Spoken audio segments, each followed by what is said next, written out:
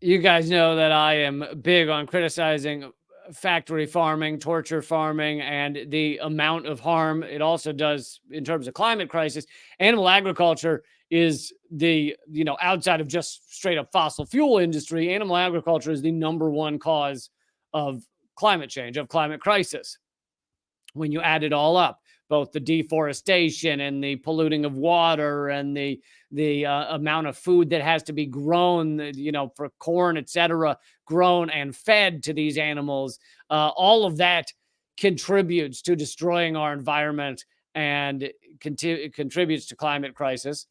And so this actually has to do with whether you really would enjoy, whether you should be enjoying these foods, these fast food restaurants. A new study has found animal contraceptives and antibiotics detected in 8 of the top 10 popular fast foods. Animal contraceptives and antibiotics, which, by the way, they believe very well could cause the next pandemic or antibiotic resistant superbug. Is that it's because these animals are pumped full of antibiotics so that they can survive the horror show that is torture farming, factory farming, where they are literally standing in each other's shit and vomit their entire lives. In order to make it so they survive that, they pump them full of antibiotics. Well, the problem is that creates antibiotic resistant bugs that can then ripple through our population, especially if we're eating this stuff in our food. 8 in 10 popular fast food chains tested positive. Most of the food was sampled from America's top 10 most popular food chains.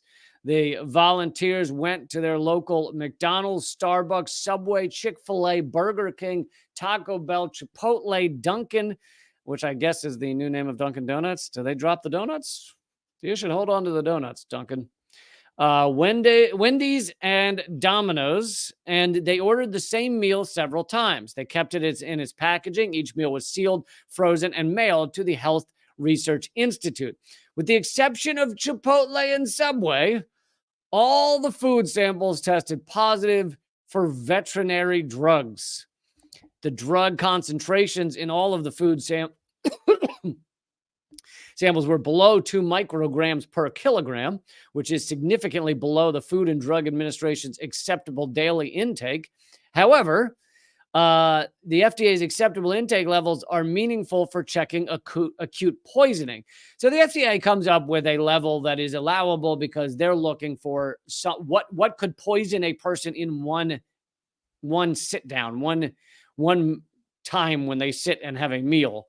Whereas, as this article says, in the case of fast food, which some people consume daily, there is a concern of chronic poisoning due to accumulation of toxins. So if you're eating these things, these toxins on a daily or even just weekly basis, much of them stay in your system. Not all of them are just flushed out quickly. And this is not the type of stuff you necessarily want inside of you, I'd say. I think we should have consent. If these things are going to go inside of us, I think there should be consent. Monacin, Naracin, and nicarbazine.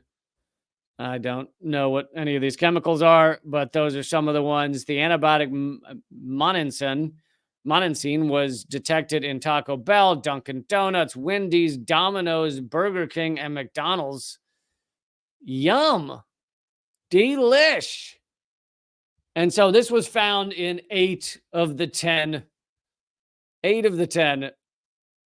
fast food restaurants that they tested. Way to go, Chipotle and Subway, although Subway is known for other things like having yoga mat chemicals in their bread.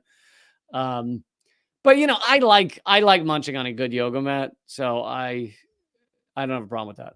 Supposedly Subway took the yoga mat chemicals out, but I don't know if that's true.